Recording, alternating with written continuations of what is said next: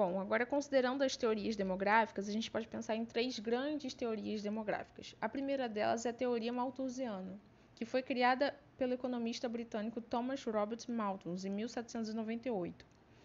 E basicamente, né, ele criou essa teoria num contexto de Europa pós-revolução industrial, que estava tendo um alto crescimento acelerado da população, justamente pelo que a gente viu anteriormente, né? Ou seja, essa população estava tendo uma maior expectativa de vida nas cidades e, ao mesmo tempo, a taxa de natalidade ainda estava muito alta. Então, essa população estava crescendo de uma forma aceleradíssima. E aí, justamente ele considerou que o ritmo de crescimento populacional seria bem mais acelerado que o ritmo de produção de alimentos. Basicamente, ele pensava o quê? Que a população estava crescendo de uma forma muito acelerada e que a produção de alimentos não acompanharia esse crescimento todo da população. Porque basicamente ele considerava que as terras agricultáveis não tinham como serem expandidas na Europa e, ao mesmo tempo, a capacidade produtiva da terra ela ia diminuindo ao longo do tempo. Então, ele projetava basicamente um cenário de fome extrema, justamente a partir do esgotamento das terras cultiváveis. E a partir disso ele propunha que os casais só tivessem filhos se possuíssem terras cultiváveis, ou seja, ele basicamente propunha que as pessoas mais pobres justamente não tivessem filhos, porque ele acreditava justamente que essa quantidade toda de população faria com que as pessoas passassem fome. Então ele até basicamente também pregava que as epidemias, que as guerras, que a própria pobreza mesmo era uma forma de controle populacional natural.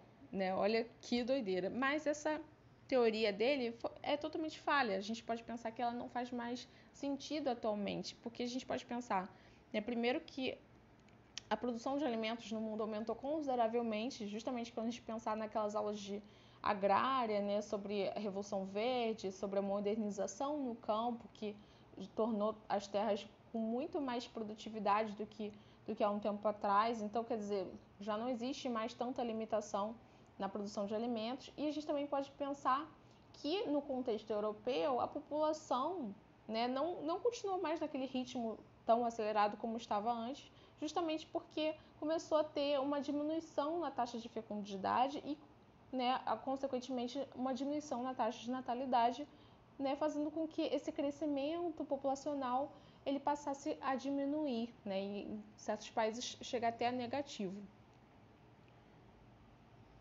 Mas é importante a gente entender essa teoria malthusiana porque, apesar dela ter sido, ela não corresponder mais à nossa realidade, existe uma teoria mais recente, já do século XX, que algumas pessoas ainda acreditam, ainda tem um pouco, carrega, é a teoria neomalthusiana, que justamente como se fosse uma nova roupagem da teoria de Malthus, lá do século XVIII.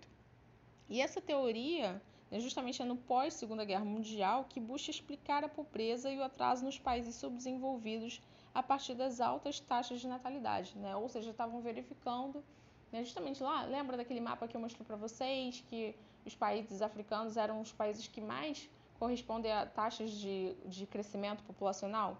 Então, eles estavam correspondendo que justamente os países mais pobres são aqueles países com a população demográfica, no caso com a população maior, com um crescimento populacional maior. E aí eles estavam realmente acreditando que justamente conforme uma população ela acaba tendo muito crescimento, ela acaba tendo que os governos têm que despejar muito dinheiro em setores que não são produtivos, como hospitais, como creches, escolas, e acabam tendo menos recursos financeiros para financiar setores mais produtivos, como ciência, como tecnologia, como indústria.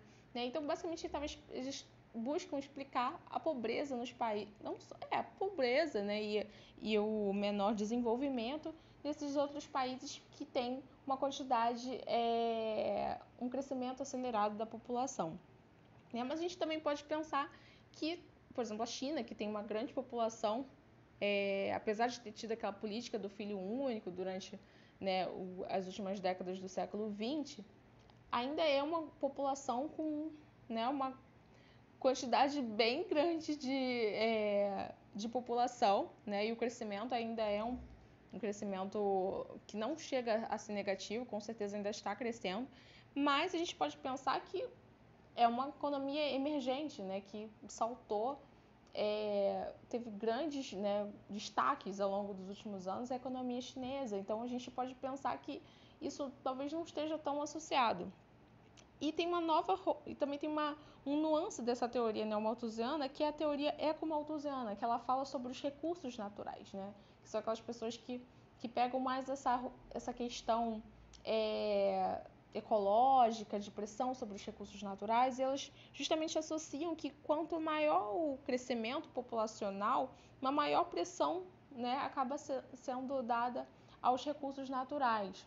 O que pode ter a ver, sim, porque obviamente que quanto mais a população, né, quanto mais gente, você acaba precisando de mais recursos para poder atender toda essa população. Mas isso não necessariamente é uma regra, né? Porque a gente pode pensar que tem países os próprios países europeus mesmo, que já têm um crescimento populacional bem menor, né, quase negativo, e continuam explorando a beça, né, os recursos naturais, continuam extraindo, dependendo de petróleo, de energia, de fontes de energia não renováveis. Então a gente pode pensar que não necessariamente isso é uma regra, né? Então é bom a gente lembrar disso. E em resposta a essa teoria neomalthusiana, existe a teoria reformista, né, que justamente explica que é ao contrário, né, e que a pobreza basicamente ela é estrutural, né? Ou seja, eles acreditam que as altas taxas de natalidade e a superpopulação não são causa, mas consequência do subdesenvolvimento e da pobreza. Ou seja, a pobreza é estrutural, ela está atrelada à má distribuição de renda, ou seja, a outras questões na sociedade, a falta de acesso à educação, à saúde e não decorrente da alta taxa de natalidade, né? Ou seja, a alta taxa de natalidade é uma consequência, porque a população, quanto mais pobre, com menos acesso à escolaridade, ela acaba tendo mais filhos. Basicamente é isso que a teoria reformista vem a dizer.